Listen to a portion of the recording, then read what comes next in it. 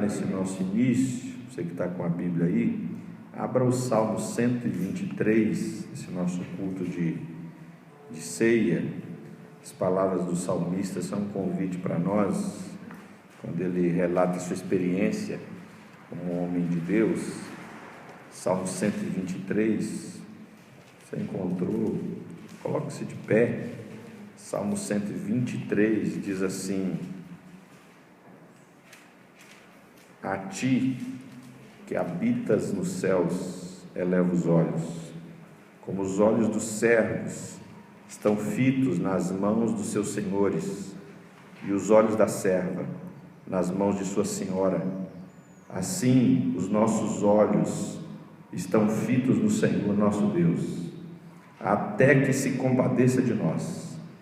Tem misericórdia de nós, Senhor, tem misericórdia, pois estamos sobremodo fartos de desprezo.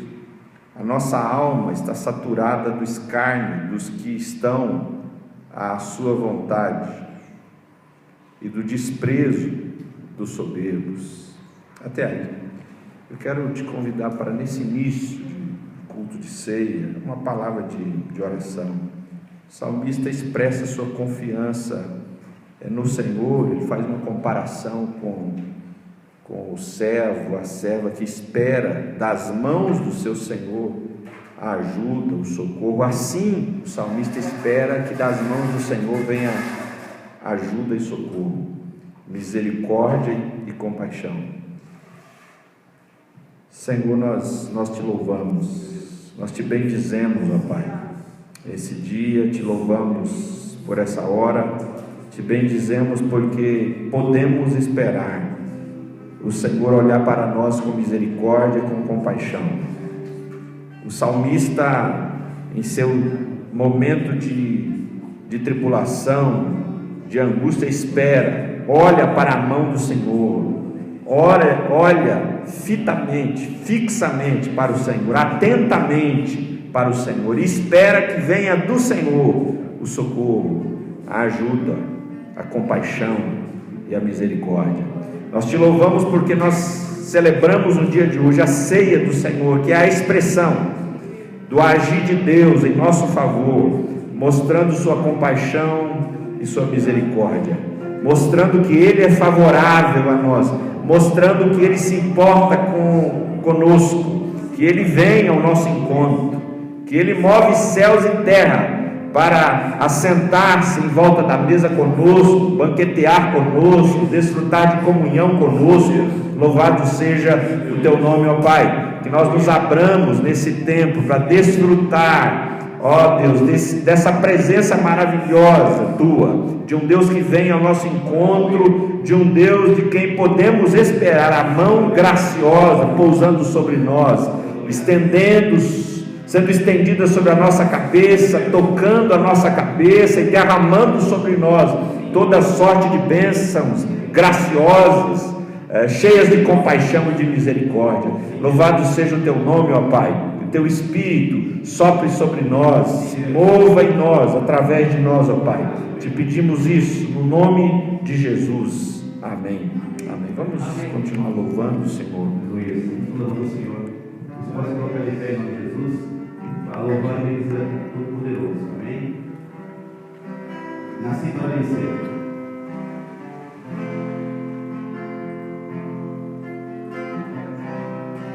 Realmente, todo aquele que aceitou a Jesus e segue no caminho dele é vencedor.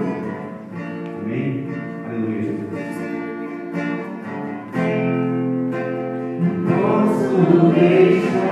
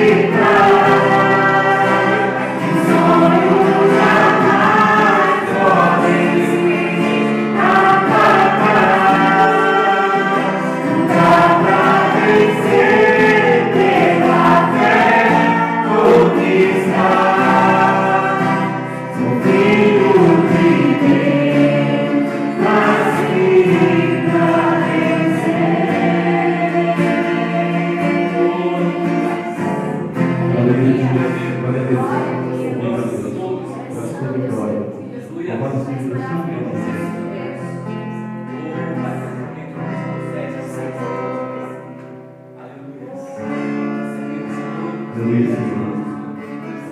Em nome de Jesus.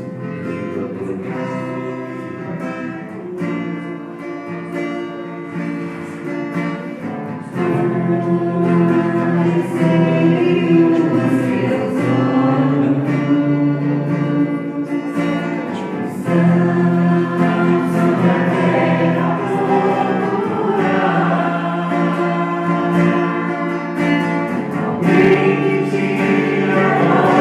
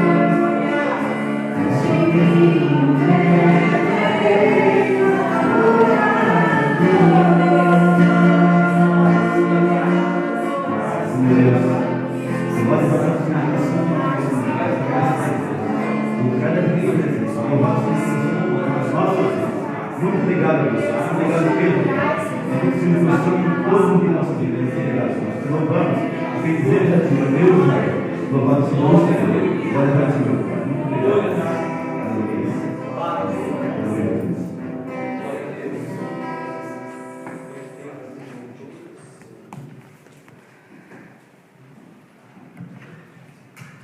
Ainda uma atitude de louvor a Deus, você que trouxe seu dízimo, a sua oferta, a palavra de Deus em Coríntios, segunda carta de Paulo aos Coríntios, nos lembra que nós fazemos isso com alegria e entendendo que aquilo que Deus coloca na nossa mão, Paulo faz uma distinção entre sementeira e pão, ou semente e pão. Estão algumas coisas que Deus coloca na nossa mão e nós precisamos discernir dentre essas coisas o que é semente, o que não é para ser comido, o que é para ser lançado, semeado, e aquilo que é pão. O apóstolo Paulo utiliza essa expressão, que Deus dê a mim e a você esse discernimento, de trazer com alegria um pouco daquilo que Deus nos tem dado e de discernir o que é semente e o que é pão. Que Deus trabalhe isso em nós, para a glória dele, amém? Então você que trouxe o seu dízimo, a sua oferta, faça isso em nome de Jesus.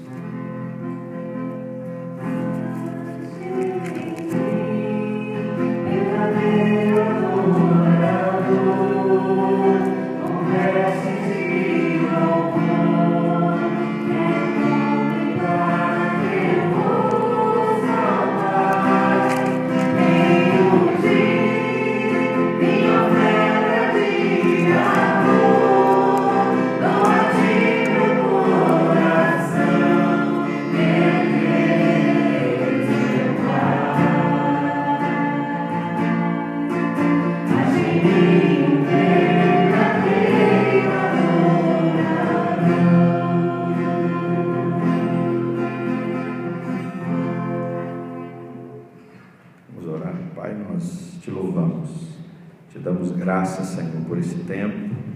Te louvamos pelos recursos que chegam à tua casa, por aqueles e aquelas que com o coração generoso e alegre repartem, abençoam, distribuem, entregam no altar, Senhor, os recursos, ou parte dos recursos que receberam da parte do Senhor. Que o Senhor nos ensine a cada dia, Pai, a administrarmos com sabedoria, com temor, aquilo que o Senhor coloca na nossa mão. Os recursos, os dons, os talentos, para a tua glória, Senhor. Toma a palavra que iremos ler, meditar nessa noite de ceia. Espírito Santo de Deus, traz clareza, traz entendimento, Senhor. Que as dúvidas com respeito à tua palavra sejam, ó Pai, resolvidas, e que nós abracemos a tua palavra, Deus, nessa noite, para louvor da tua glória. Amém. Amém, meus irmãos. Amém. Eu confesso que quando eu orei e falei de dúvida, porque nessa noite, e não é a primeira vez que isso acontece, durante o louvor, eu tinha dúvidas com relação a que palavra eu vou compartilhar com os irmãos nessa noite. Que palavra? Mas eu quero convidá-los para abrir a Escritura, lá no livro do profeta Joel, lembrando um texto que o Senhor me trouxe aqui, que é aquilo que nós recebemos, é isso que a gente dá, reparte. Então, nesse sentido que eu peço para você abrir o livro do profeta Joel, são 3 capítulos, e a profecia, ou as palavras do profeta Joel, parecem acontecer num tempo de profunda crise para o povo judeu. Joel não fala muito de Israel, reino norte, mas se detém mais Jerusalém, Judéia. E esse tempo anunciado pelo profeta é um tempo de profunda crise, porque ele vai dizer que não há ofertas sendo trazidas à casa de Deus, porque os campos não estão produzindo, a colheita não acontece, os lavradores devem se envergonhar porque não há colheita a ser feita. Uma série de coisas vão acontecendo aí. Joel, para dar mais intensidade à crise que está sendo vivida pelo povo, diz que vem um exército, e esse exército, ele descreve a atuação desse exército, dizendo que a frente do exército é como se fosse o jardim do Éden, mas quando o exército passa, por onde ele passa, o que sobra é desolação, é deserto, é nada. Tamanho é o estrago que esse exército faz, e que muito provavelmente Joel está dizendo que esse estrago por parte de um exército poderoso e temível é também realizado contra o povo judeu. Então não é esperançosa a situação em que Joel se encontra, que o povo de Deus se encontra nesse tempo em que Joel profetiza. Não é um tempo agradável. Agora, talvez a gente pense, o que essa palavra tem a ver conosco? Nós estamos em pandemia já faz um tempo, agora nós temos boas notícias, algumas coisas parecem ser mais favoráveis, nós parece que caminhamos para sair, ou pelo menos para respirar um pouco mais, ou para voltar, ainda que com restrição, a praticar, a viver algumas coisas, ainda que a gente tenha que tomar cuidado, mas parece que nós estamos chegando no final, há uma luz lá no fim do túnel. Então o que isso aí tem a ver conosco? Pode ser que alguns de nós, ao olharmos para esse texto de Joel, não enxerguemos uma conexão mais com essa situação que a gente está vivendo aí há quase 2 anos. Mas pode ser que, assim como no Antigo Testamento, essas crises eram crises também, não só de cunho produtivo, porque não há colheita a ser feita, não são apenas crises do tipo, vem o exército de fora e escraviza o nosso povo, mas eram crises também vistas pelos profetas como crises espirituais, como crises que tinham a ver também com a espiritualidade do povo, com a caminhada espiritual do povo. Em tempos difíceis, muita gente entra em crise. Por exemplo, uma pergunta que o profeta, quando estimula o povo no capítulo 2 a orar, e ele estimula o povo a levantar a voz e dizer para Deus poupar o povo, ter misericórdia do povo, e lá no capítulo 2, verso 11, ele diz: olha, digam para Deus, porque os outros povos vão dizer, né? Onde é que Deus está? Onde está o Deus que vocês servem? Perdão, verso 17, não, capítulo 2, verso 17. Onde é que está o Deus de vocês? Onde ele está? Já que isso tudo está acontecendo a vocês, e vocês dizem servir a um Deus que é o Senhor dos exércitos, que é o Deus que deu a vocês uma terra que produz, né, que é fértil, onde é que esse Deus está? Nesse tempo de adversidade, onde é que ele está?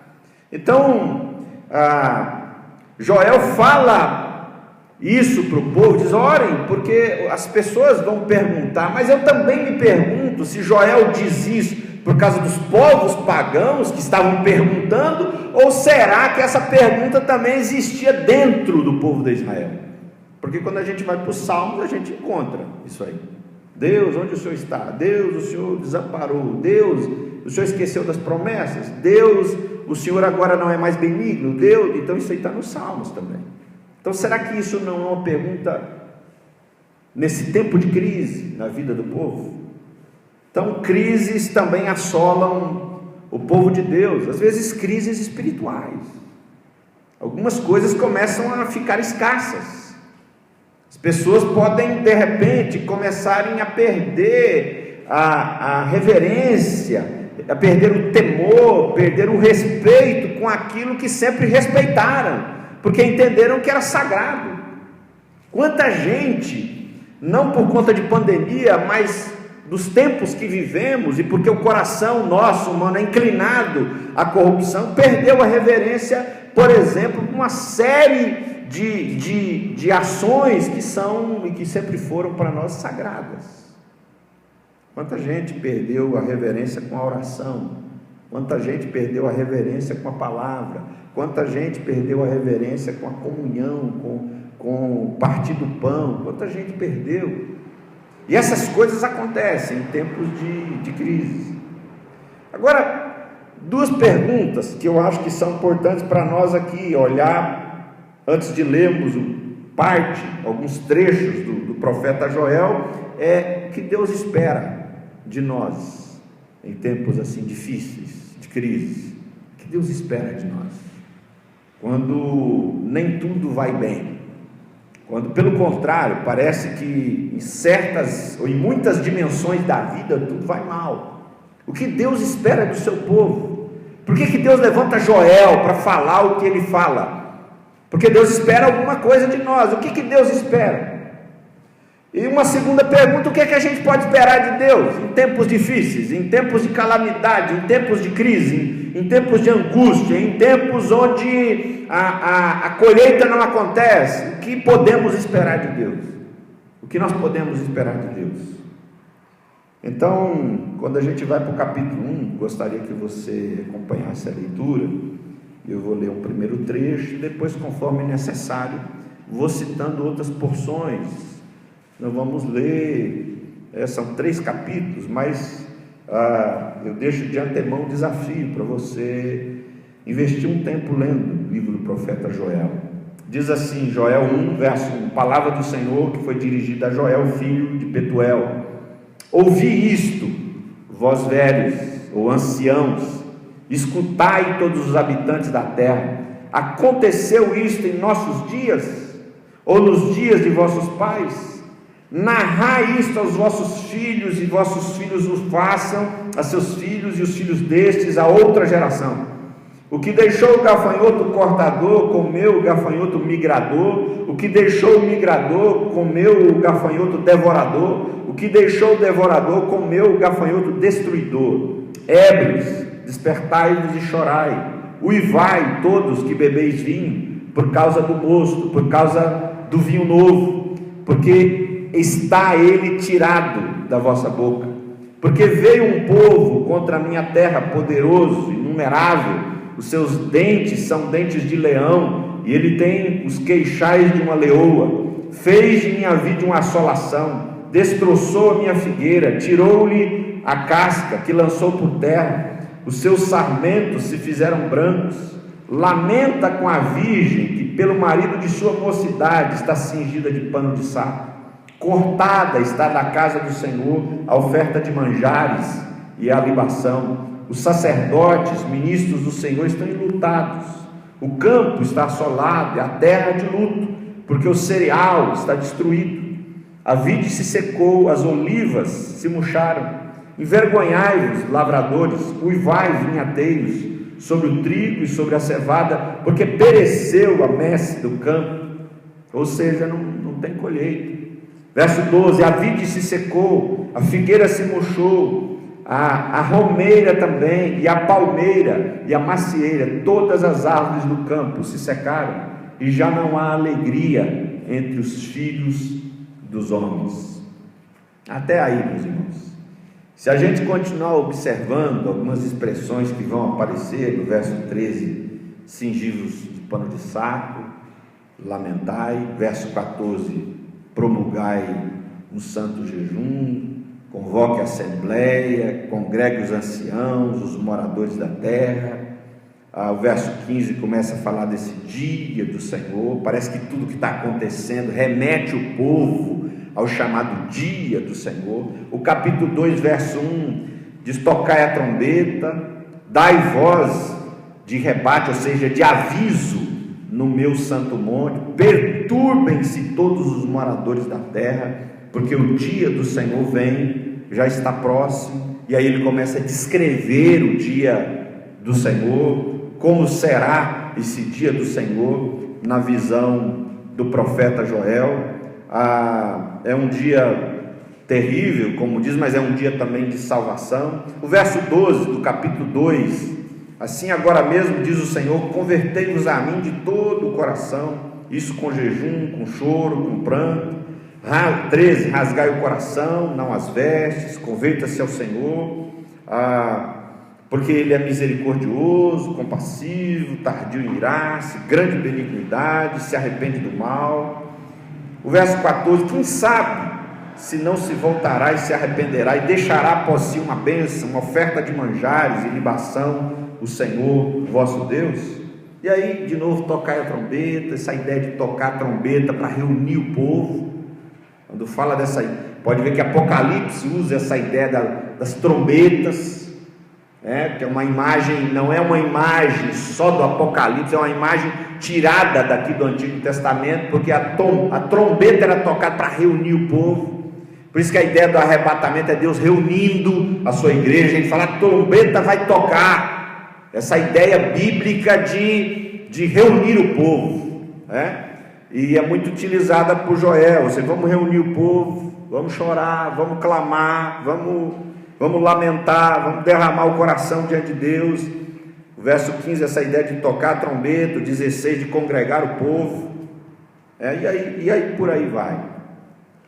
Bom, a crise é intensa, deixa o povo entristecido, a ponto do verso 12 do capítulo 1, diz que não há alegria entre os filhos dos homens. Essa é a situação, não há alegria entre os filhos dos homens, não há alegria. Para todo lado que eles olham, o que há são notícias de tristeza, são notícias ruins. Agora, o que Deus espera? Por que Deus levanta Joel? Por que Deus levanta Joel para falar algumas coisas? E no que Joel diz, o que a gente percebe que Deus espera do seu povo em tempos difíceis, em tempos de crise, em tempos de colheita escassa, onde nem colheita há, em dias onde as pessoas não perderam a alegria. O que Deus espera do seu povo? O que Deus espera? Às vezes, as pessoas, às vezes o povo de Deus pode reagir, até com boa intenção, em tempos de crise, como se nem crise existisse, como se não houvesse, nas palavras de Eclesiastes 3, tempo de rir, tempo de chorar. Eclesiastes mais para adiante vai falar da casa do luto, a casa onde há festa, como se não existisse essas distinções. Às vezes nós agimos desconectados com a realidade.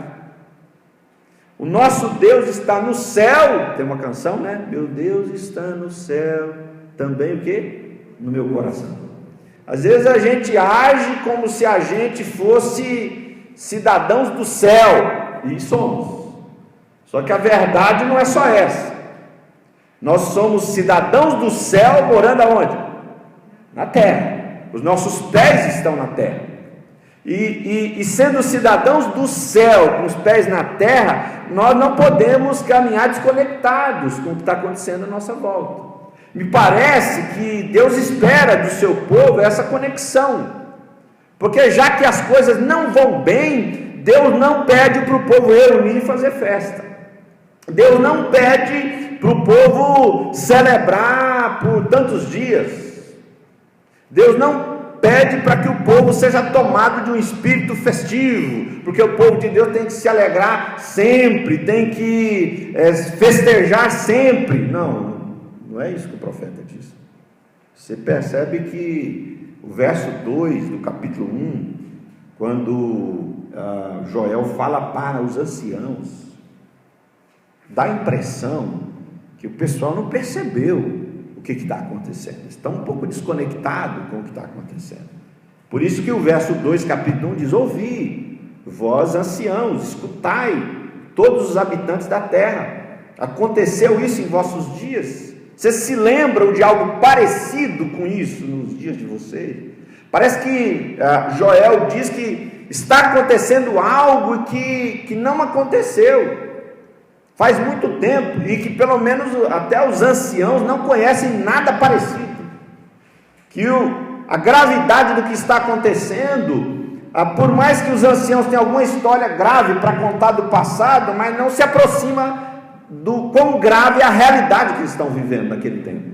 E aí Joel então chama a atenção dos anciãos: vamos escutar, presta atenção aqui, ó. Vocês lembram de alguma coisa parecida no tempo de vocês? Quando vocês, quem sabe, ainda eram novos, vocês lembram de alguma coisa? E aí o verso 3 é interessante, diz: narre isso aos filhos de vocês. Narrar o que? O verso 4 ele vai dizer o que aconteceu, a destruição que veio sobre o povo judeu. Olha o verso 5, que interessante, ele diz: despertai, ébrios, ou seja, pessoas que perderam a sobriedade, estão embriagados, e aqui a gente pode pensar, né, perder a sobriedade, estão embriagados, mas repara o transcorrer, que ele diz: despertai-vos e chorai, porque eles estão festejando. E a palavra no verso 5, ele diz assim: por causa do mosto, ou seja, o vinho novo. Ou seja, pessoal, é o seguinte, o vinho que é símbolo de alegria, que é usado nas festas de vocês, acabou. Não tem estoque de vinho mais, porque até o vinho novo acabou. Não acabou o vinho velho, que é o vinho pronto para ser consumido, acabou também o novo, que era aquele que estava estocado. Acabou aquilo que movia a alegria de vocês, acabou. Então parece que Joel, em suas palavras, transmite para o povo, e eu penso que tem a ver com a gente hoje, alguma coisa tem a ver com a gente hoje, porque a palavra de Deus, ela se atualiza, e ele deseja e busca na sua pregação que o povo se conecte com o que está acontecendo, porque o povo está alegrando, o povo está celebrando, num momento que era, pelo menos é isso que Joel vai pedindo o tempo todo: é tempo da gente chorar, é tempo de pano de saco e de cinza, é tempo da gente clamar. O que é o clamor? É a oração feita em angústia. O que é o clamor? Não é uma oração meramente gritada, como uma coisa inventada, mecânica, mas é uma oração de quem está morrendo afogado, que grita socorro. É essa a oração.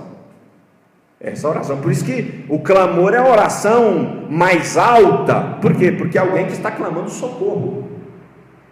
E para ilustrar isso, você pensa no sujeito que está morrendo afogado, não sabe nadar, e ele vê alguém passar, ele não vai conversar, não vai explicar a situação dele, ele vai gritar socorro, porque está em angústia, está se debatendo nas águas.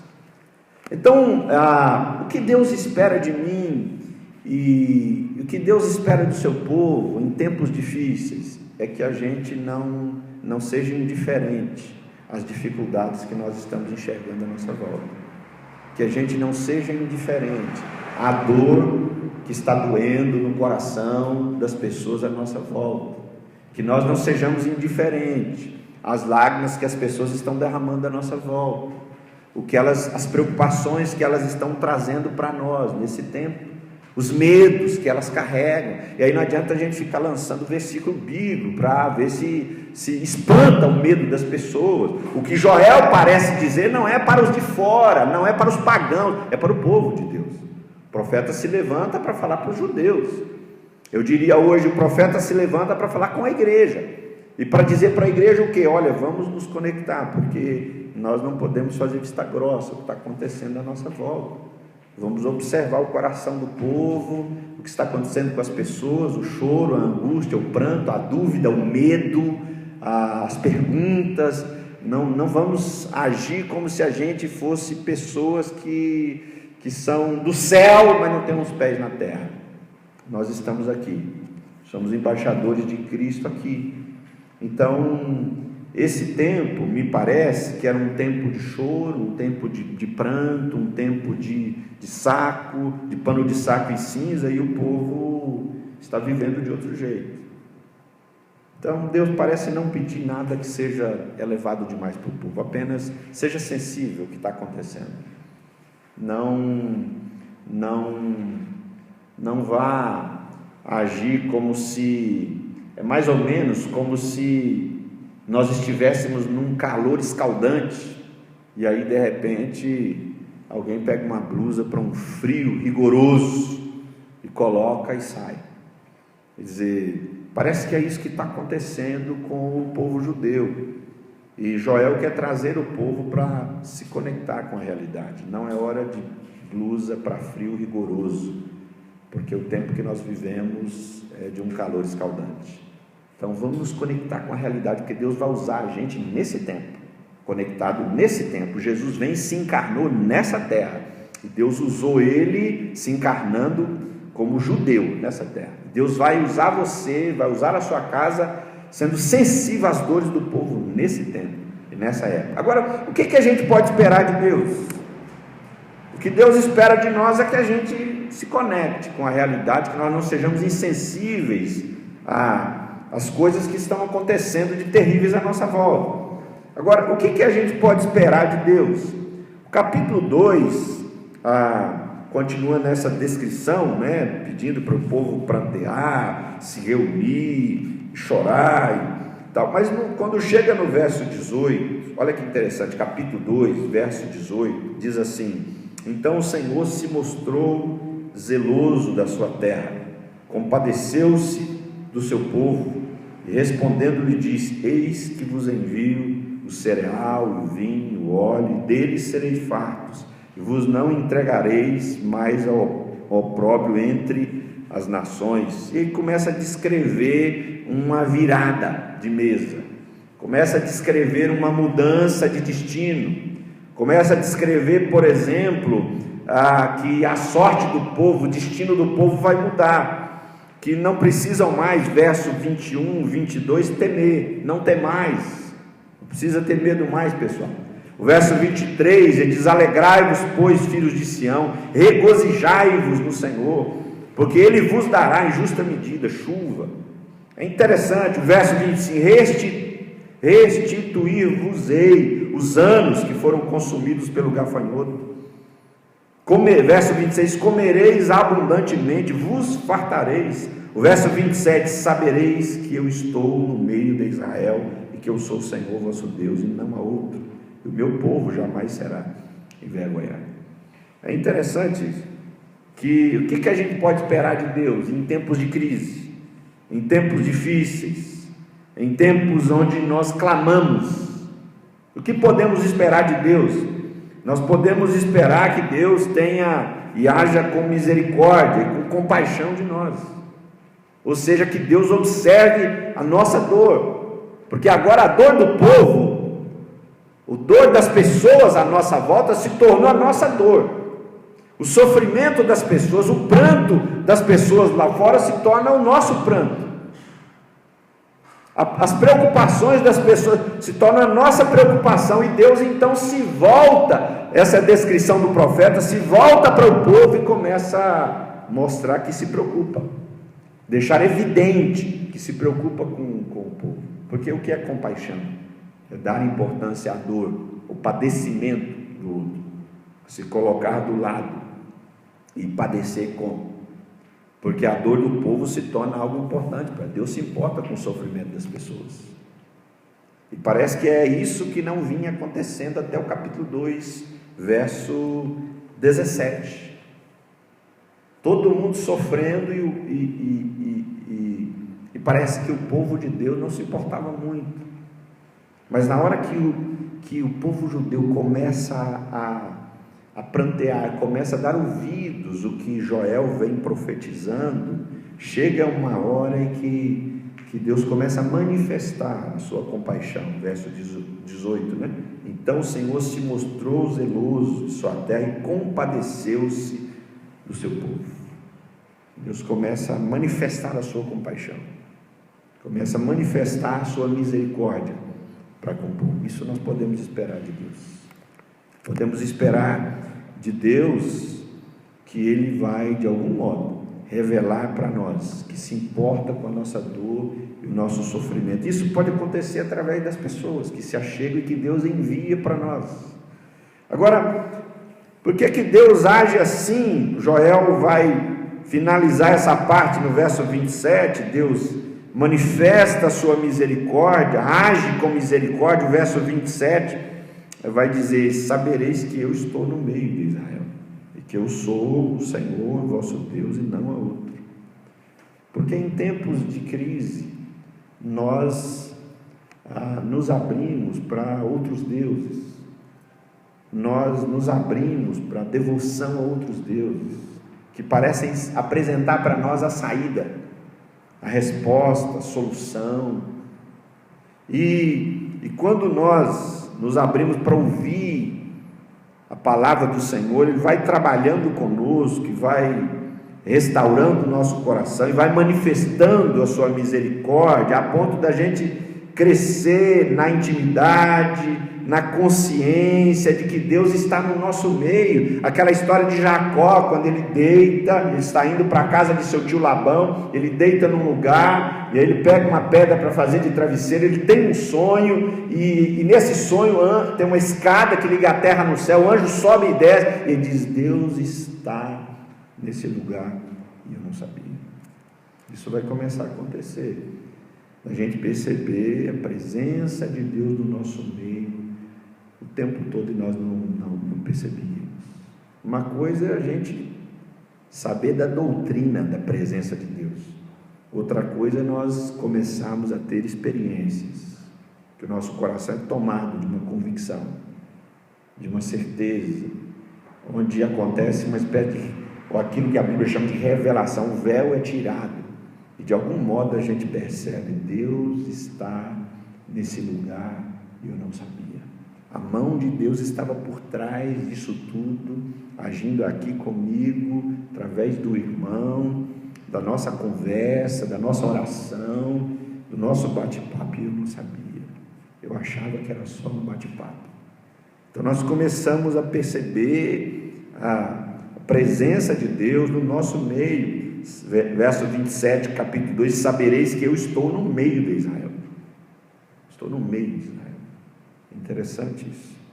Agora, o que mais podemos esperar de Deus em tempos de crise? O verso 28, o profeta começa a falar de algo que a gente vê se cumprir lá em Atos 2, que é o derramamento do Espírito. O derramamento do Espírito. Agora é interessante, porque o verso 28, ele diz: e acontecerá depois que derramarei o meu Espírito. Não diz assim sobre vocês, povo judeu, sobre o meu povo.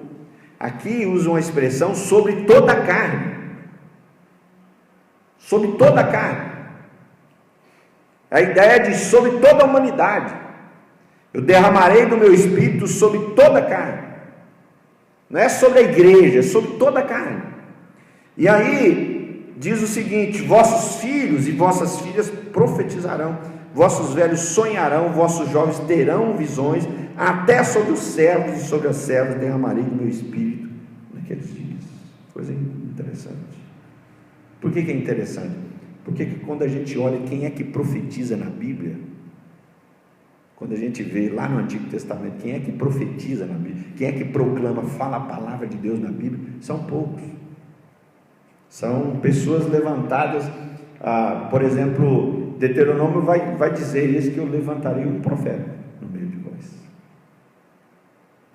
Você vai ver, por exemplo, lá na experiência de Moisés caminhando com o povo no deserto, em Números, se não me engano, que Josué vem falar que tem gente lá profetizando, e aí Moisés diz: quem dera todo mundo profetizasse, dissesse a palavra, proclamasse, tivesse experiências com quem dera.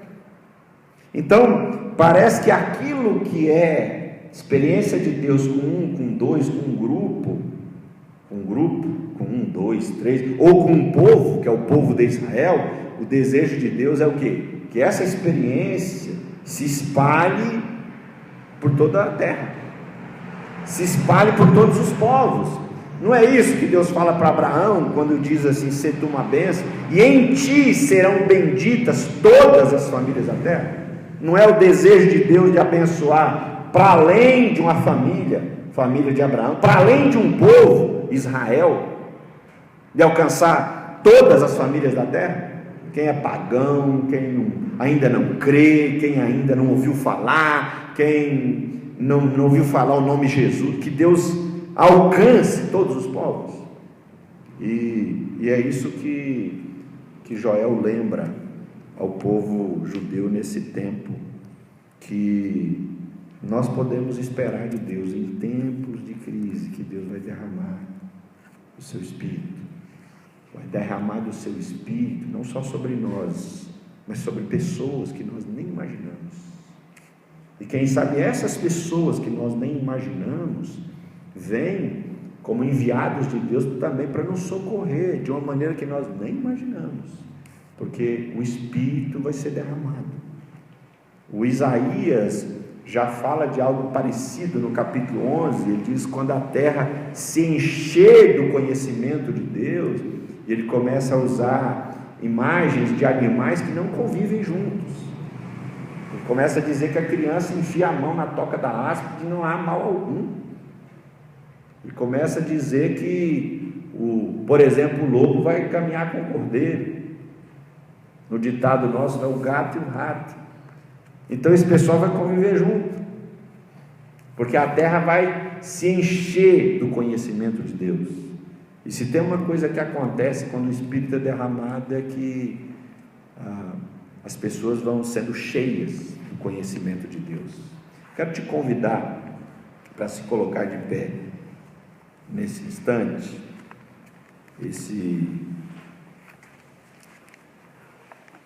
Hoje é culto de ceia. O que nós podemos esperar de Deus em tempos de crise? O que Deus espera de nós? Espera de nós que nós olhemos à volta e a nossa reação seja conforme o que a gente vê, o que a gente sabe. Não é nada fora disso. O que podemos esperar de Deus? Que Deus vai agir com misericórdia para conosco, que Deus vai derramar o Espírito sobre nós e sobre pessoas que a gente nem imagina. Enquanto você ouvir uma canção, fale com Deus, preparando o seu coração para a ceia, para comer do pão, tomar do cálice, e coloque a sua vida diante de Deus. Converse com Deus. Quem sabe nessa noite é uma noite para nós dizermos para Deus, se nós esperamos de Deus o que o profeta Joel nos sugere, haverá um derramar. Se a gente espera isso, Deus derramando, eu diria, mais do Espírito sobre nós, derramando do Espírito sobre gente que a gente não imaginava. Quem sabe hoje à noite de ceia, é a noite de você falar com Deus sobre essas coisas, e ouça o que Deus vai dizer para você. Ouça esse cântico, deixa Deus continuar ministrando o teu coração.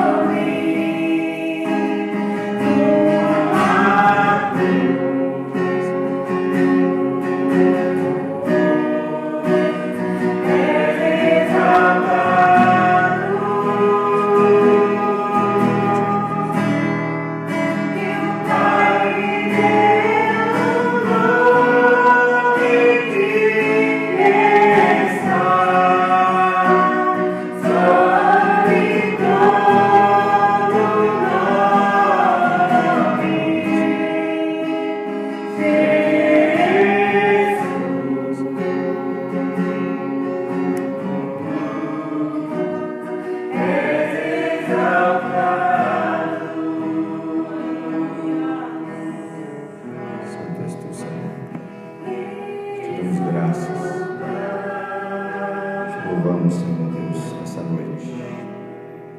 Te damos graças, porque o Senhor é bom, justo e fiel. Podemos aguardar a Tua fidelidade, Senhor, se manifestar. Louvado seja o Teu nome. Ainda quando nós nos esquecemos, Deus, de que tudo foi consumado, de que tudo foi, ó Deus, consumado lá na cruz. Ainda assim a Tua palavra nos lembra em Romanos: se Deus deu, não poupou Seu único Filho, não nos dará juntamente com Ele também todas as coisas? Louvado seja o Teu nome, meu Pai, porque podemos esperar em tempos de crise, em tempos difíceis, em tempos, ó Deus, onde somos tentados a nos desconectar com aquilo de angustiante, com as aflições, com os temores, com os medos que nos cercam, com as notícias não boas, Senhor. Nós somos tentados a caminhar como se nada disso tivesse acontecendo. Tu nos chama, Senhor, para olhar à volta, para nos conectar, ó Deus, com essa realidade, porque é nessa realidade que nós haveremos de agir no Teu nome, intervir no Teu nome, ó Pai querido, semear no Teu nome. Deus bendito, nós Te damos graças porque podemos esperar. Nós somos o povo da esperança. Tua palavra diz que aquele que espera em Cristo,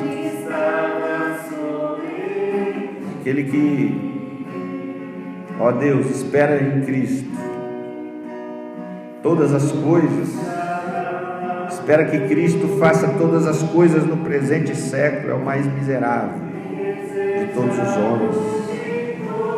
Mas por outro lado, a Tua palavra nos deixa entender que podemos esperar que Tu, Senhor, é aquele que manifesta compaixão para conosco, não é indiferente ao nosso clamor, a nossa dor,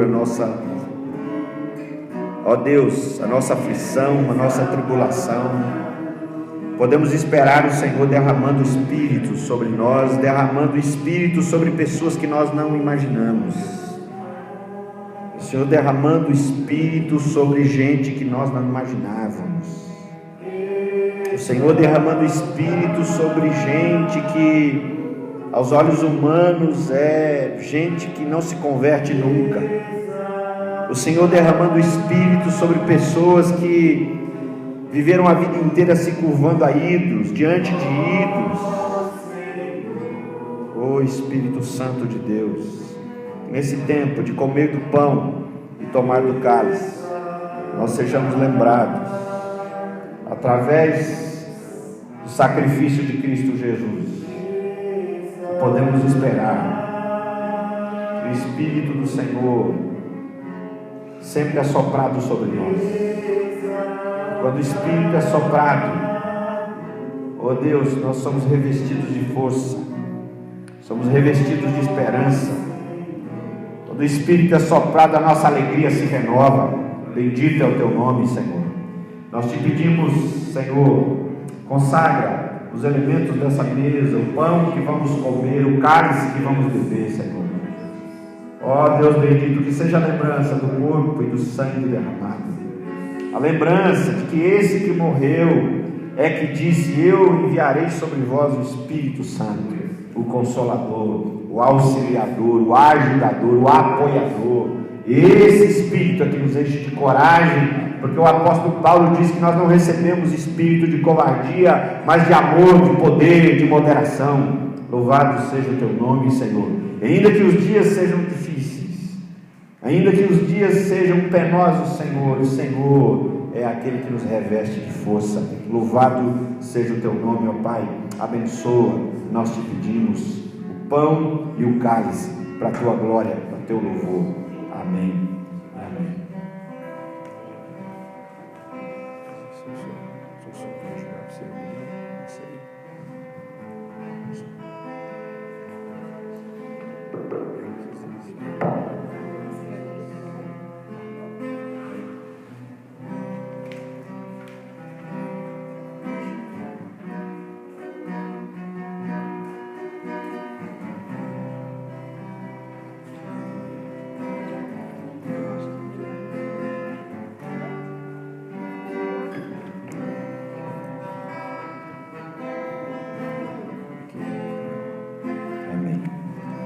pode sair do teu lugar, vir pegar o pão, o cálice, e depois nós vamos cear juntos, em nome de Jesus.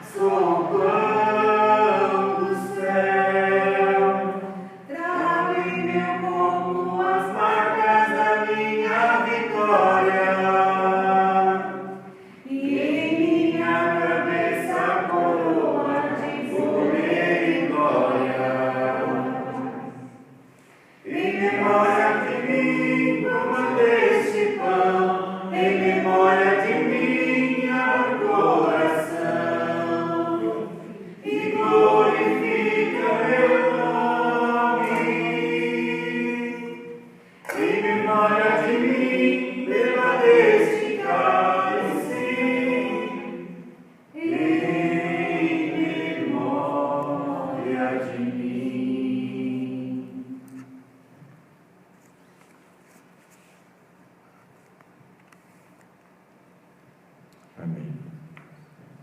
Trazendo à memória as palavras do profeta Joel, que Deus derramaria do seu Espírito sobre toda a carne. Quando nós nos lembramos desse tempo de ceia de Jesus com os discípulos, nós nos lembramos também que esse Jesus que partiu o pão, entregou os discípulos, é o Jesus que vai dizer que derramaria, sopraria o Espírito sobre nós. Coma desse pão, na certeza de que esse que foi moído na cruz em favor da minha e da sua vida, é aquele que nos alimenta, soprando o Espírito sobre nós. Coma nesse ato de fé.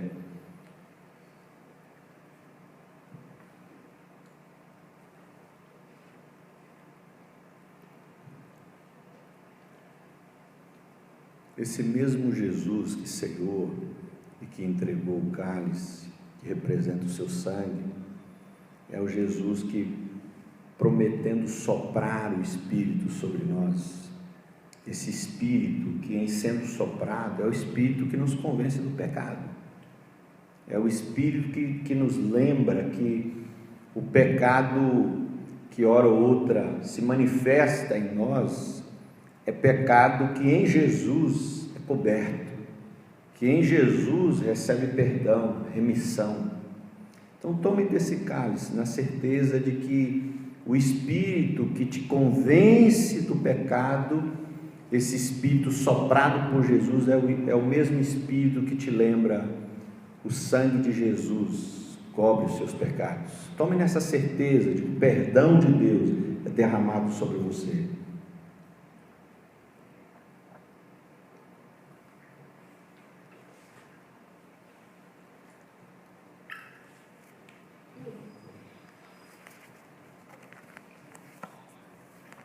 A palavra de Deus, no livro do Evangelho de João, e também na experiência de Atos 2, quando o Pentecostes acontece, João nos lembra que o Espírito, comparado com o vento, ele sopra onde quer. A gente ouve a sua voz, mas não sabe de onde vem, para onde vai, a gente não tem controle sobre ele. Quando Atos 2 fala do Pentecostes, as pessoas ficam perplexadas, querendo saber como aquilo aconteceu, especialmente com homens galileus. Como que aquilo pôde acontecer? Porque foge do domínio, foge das previsões, foge. Nós não podemos controlar esse tipo de coisa. Não podemos manipular esse tipo de coisa. É o Espírito que sopra sobre nós. Agora tem uma coisa que a Bíblia diz que nós podemos fazer. Nós podemos pedir, nós podemos invocar, nós podemos clamar. Antes de nós orarmos, impetrando a bênção final, eu gostaria que nós tivéssemos esse tempo de oração. O Espírito não pode ser manipulado, o Espírito não está à mercê da minha vontade, da sua. A gente não controla o Espírito Santo, mas a gente pode pedir a presença do Espírito Santo, a gente pode invocar, a gente pode bater na porta, a gente pode procurar. São essas palavras que Mateus nos sugere.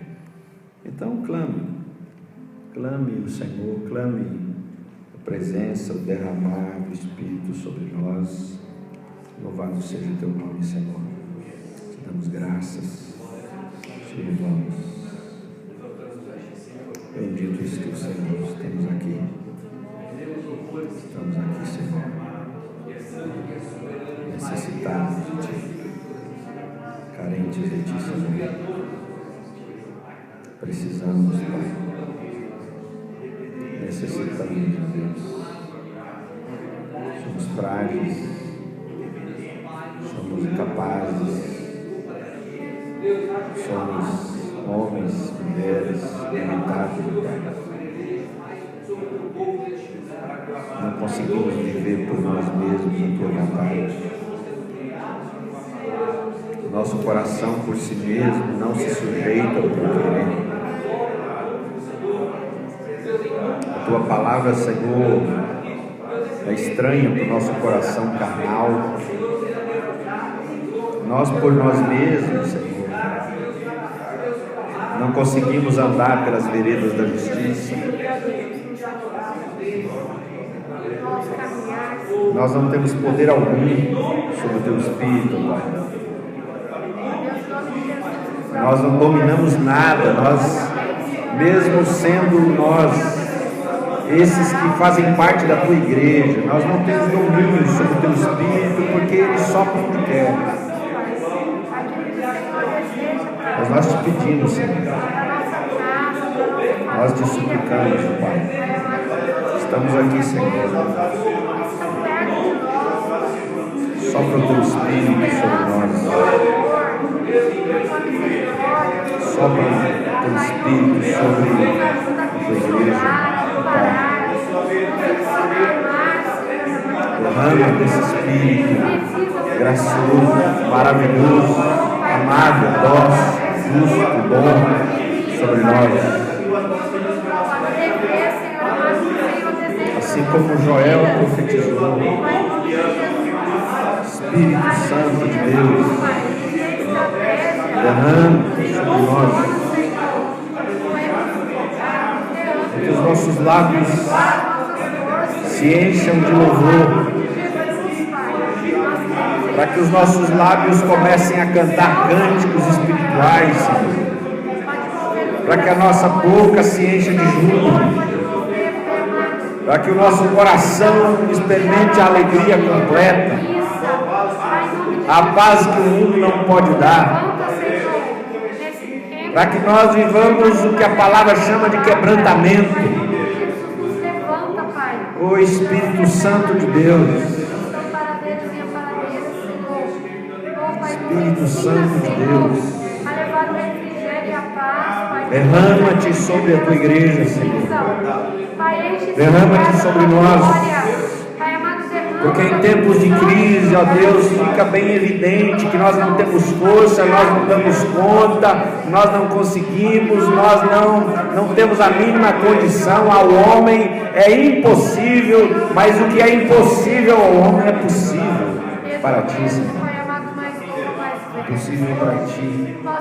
Teu Espírito se derrama, Senhor, nosso coração se alegra, nós nos rendemos, nós caímos de joelhos, os nossos lábios, Senhor, abandonam a murmuração, abandonam a maledicência, abandonam as palavras de acusação, e nós começamos a dizer: Santo, Santo, Santo, bendito é o Senhor. Os nossos lábios começam a proclamar as tuas grandezas, as tuas maravilhas. O nosso coração começa a encontrar deleite em Ti, então somente em Ti, a ponto das palavras do salmista começarem a ser realidade na nossa vida, quando ele diz: agrada-te do Senhor, e Tu começas, ó Deus, a se tornar para nós a nossa delícia, o nosso prazer, o nosso deleite, o nosso regozijo, o nosso chão, o nosso teto, o nosso tubo, o nosso alfa, o nosso ômega. Oh Deus bendito, louvado seja o Teu nome, Senhor.